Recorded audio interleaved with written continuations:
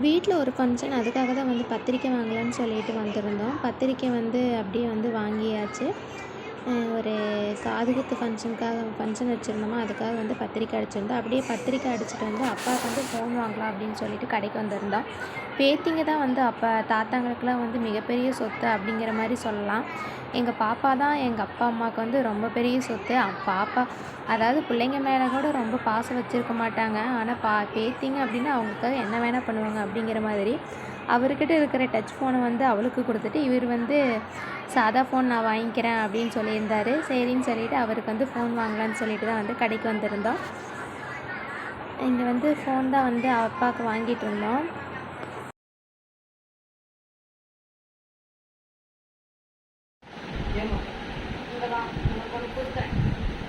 அதே பார்த்துருக்காரு.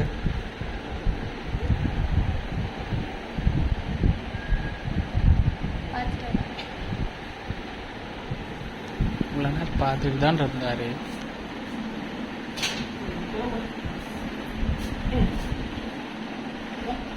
செல்ல எங்க செல்ல போய் சாஸ் போட்டீங்களா? இருக்கிறத எடுத்துட்டு போங்க. போட்டாச்சா?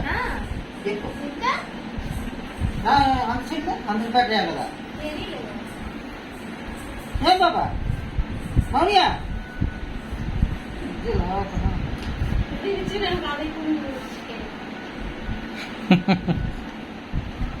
இல்லைங்க அதில் அது இல்லைங்க.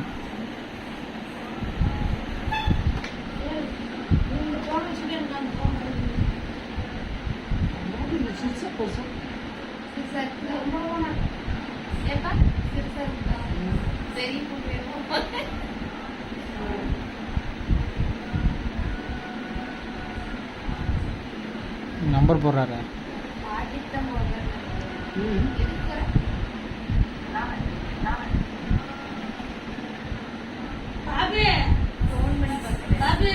அதான் கேட்டேன்.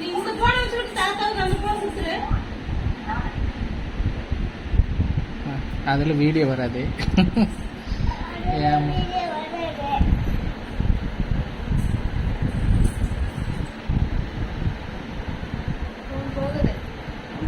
அடிக்கிற அம்மா செல்ல எங்க அடிக்கிற அம்மா செல்ல அந்த அடிக்கிறது போய் அடிக்குதான்னு பாரு. செல்லு எடுத்துட்டு வா. எங்க அடிக்குது?